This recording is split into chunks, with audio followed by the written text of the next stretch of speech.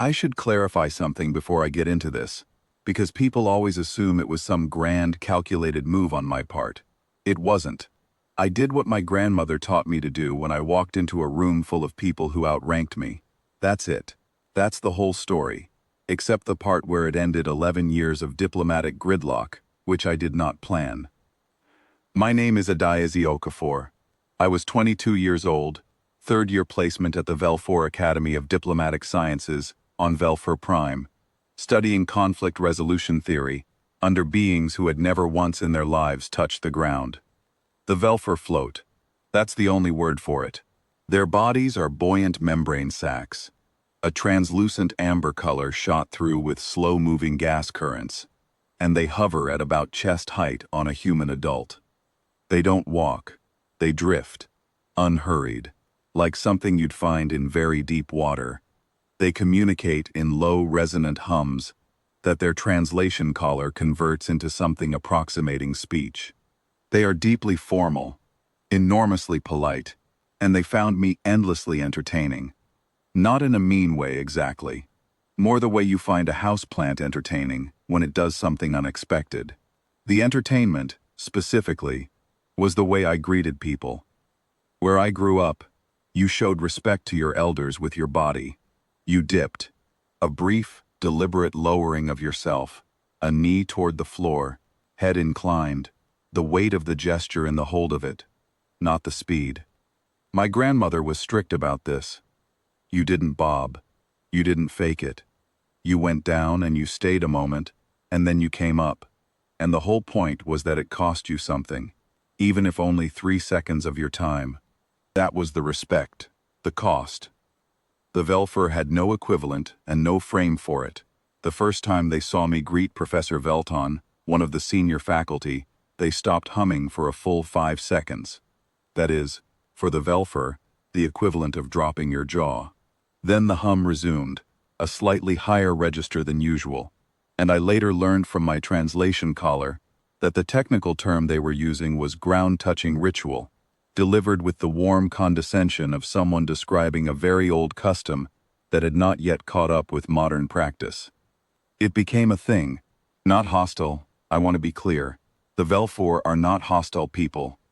But over the following months I became, among the faculty, the human who does the thing. There was a lecture on embodied cultural signaling in non-concord species, 400 years of diplomatic theory, and they used my greeting as a case study. I sat in the back row and watched a holographic rendering of myself going down on one knee, and the professor's membrane flickered with something that read, on my collar, as fond exasperation.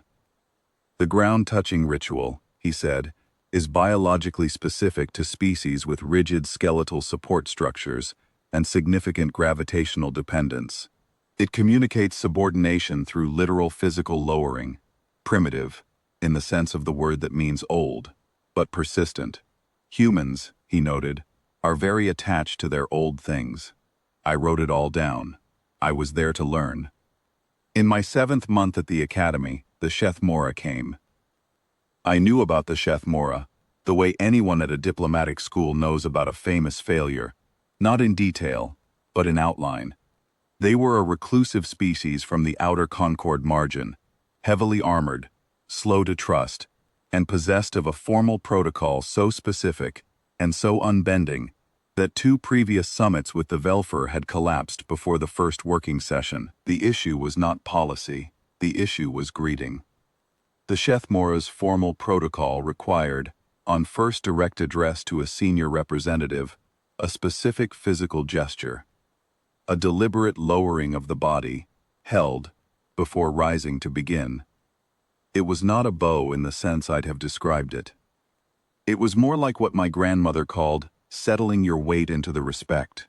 The Sheth Mora first consul, the senior figure you addressed in any opening session, could not be spoken to formally until this gesture was completed by the addressing party.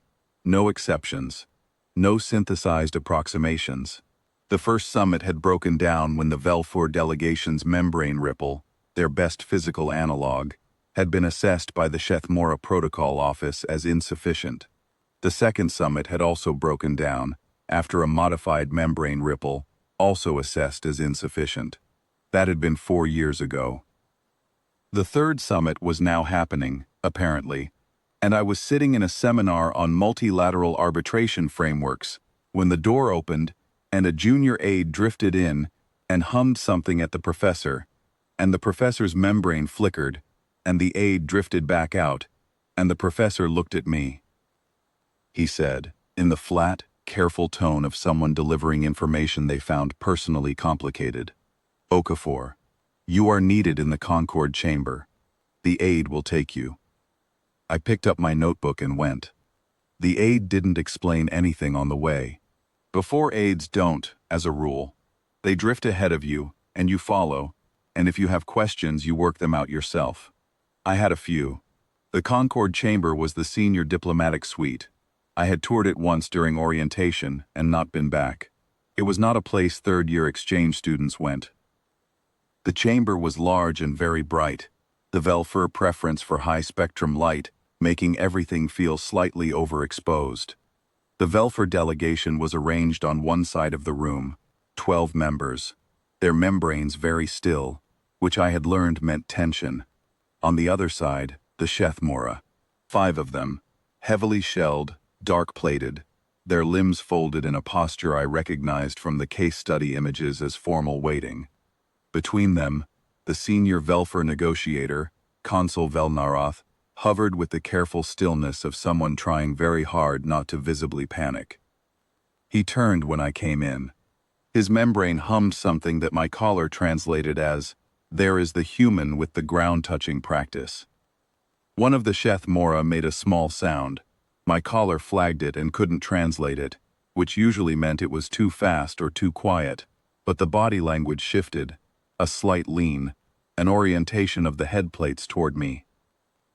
Velnarath said, "We have a situation requiring a gesture our physiology does not permit. You are familiar with physical deference of the lowering variety."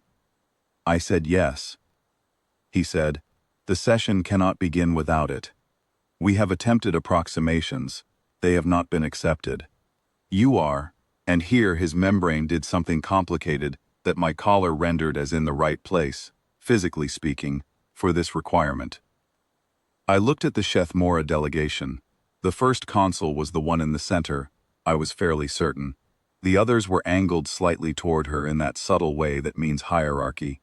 She was watching me with an expression I couldn't read, her head plates level, her limbs still. I thought about what my grandmother would have said, which was, "You already know how to do this, so do it right, or don't do it at all."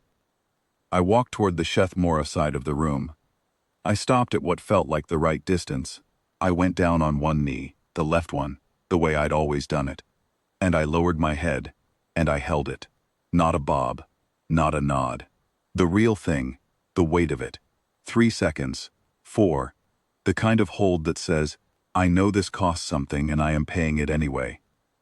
Then I rose. The Shethmora first consul exhaled. It was a long breath, deliberate, and my caller translated it as, "The session may begin." That was it. Not a speech, not a declaration, just a long breath out, and 11 years of failed summits folded up like something that had always been easy, if only anyone had thought to try. Velnarath said something to me after, while the delegations were settling into their positions. His membrane was doing the fond exasperation flicker I'd seen in the lecture hall 7 months ago. He said, "We have 40 years of Shethmora cultural documentation. We had no record of this." I said, "It's not in the documentation.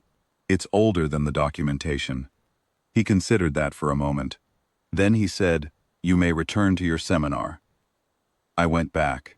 The professor didn't ask where I'd been. The session on multilateral arbitration frameworks resumed from the point where I'd left, which was a subsection on procedural impasse and the underestimated value of nonverbal convention. I took very good notes on that part.